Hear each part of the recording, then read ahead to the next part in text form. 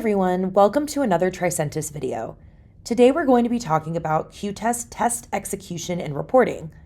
When you're ready to start executing your tests, this is where we're going to start. First, we're going to read the test. And when you're ready to execute, we have a couple of options on how you can do that. You can see up here on the top right our ability to run with TestPad, but also this other Explorer option as well. The qTest Explorer option at a high level is going to record the user's interactions as they're testing. It will capture screenshots after they test. For example, when they click on a button or type something into a text box, Explorer will take those screenshots for you automatically. But for now, in this example, let's go ahead and execute our TestPad. First, we need to go ahead and approve our test and then click OK. So first, we want to walk through executing the test and read the first test step in the expected results. Then we need to go perform that action in the system under tests that you're, of course, testing against. Then we want to compare what actually happened to what the expected result says, and then we can ask ourselves, does it match?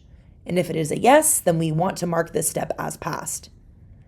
And to do that, we can simply come over to the status value and hover over it, and then simply just click the status to say passed. When you are recording your results, you want to be as clear as possible. For this example, we can just say that the login screen displayed as normal. From here, we can proceed onto our test. But if a step is not expected and does not correlate to our expected result, then we, of course, need to mark it as failed. So let's go through a hypothetical situation here where we are testing our system. So I'm going to mark this one passed as well, and I'll explain that it had the expected result of the password link being visible. But let's say, for instance, that this particular step is going to fail. So I'll say, forgot password link is not beneath where it should be. In that case, we would come over to the status and mark that as failed. And for the last two steps, I'll mark these as blocked, as we were blocked due to that previously stated failure. Any steps that you mark, especially failures, really need to have the results in an explanation typed in here. This is absolutely a best practice for your team as you work that into your process so that you're not reporting a failure status with no explanation and just moving on. For instance, if a page returns a 500 error instead of loading to the dashboard, then make sure you write that down here. This context will be invaluable for your developers as they're fixing these issues. And of course, in this example, if you have a screenshot of that 500 error or a screen recording showing that issue, you can attach it using the Attachments tab here. So with that, let's go back to the executed steps. Once all steps are logged, the test case is automatically going to calculate an overall status based on the particular results. You can, of course, save a particular test prior to finishing the test if you don't have time to complete it and come back at a later time. But for now, since we do have a failure, I want to make sure that we log a defect for this.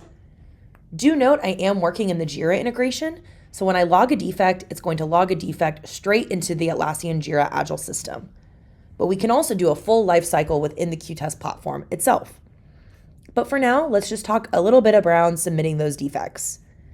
So there are two main ways to submit defects. The first is going to be submitting a defect from a log level as a whole that you can see here, and that is essentially going to create a defect based on all of the steps that you see here. So regardless of what type of status a particular step has, it doesn't matter as those steps are going to fall into the Jira defect.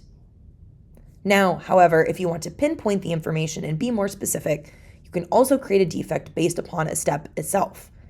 So if I wanted to say, I don't really care about these block steps because we didn't get to them based upon our previous failure, then we can simply just hover over the bug column on the particular step that we would like to spin it off of, and then simply just click it.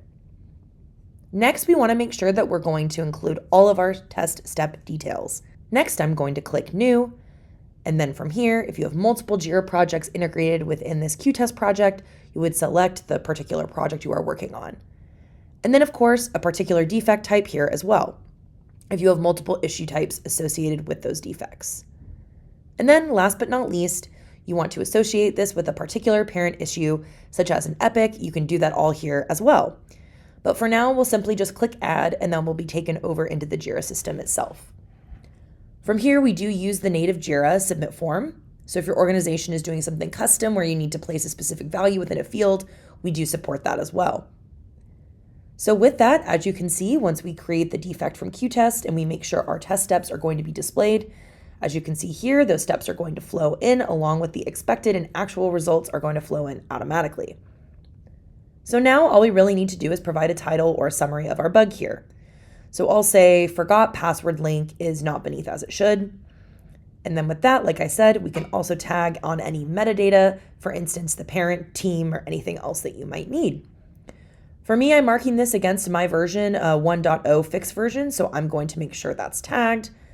Make sure the reporter is myself, that looks good. And then from here, we can just simply click create. Once we do that, we now head back to our TestPad within qTest. And as you can see, it's going to refresh briefly and our defect information that we just created within Jira. From here, we can simply just exit out of the defect menu. And once we're ready to save, double check that the status overall on the test run looks good. And then from there, we can simply just click save. Once we click save, we can essentially click out of this and go back to qTest. Now we're going back into qTest and let's take a look at that test log. We're going to see that the defect that we just spun up within Jira, and then we can see that here as well. Do note that with our Jira integration, this is near real time. So as that status changes throughout the life cycles of the defect, it is going to change in qTest here as well. And there you have it. We ran some test execution and we reported a defect in qTest. I hope this was helpful for you. Thank you for joining me and happy testing.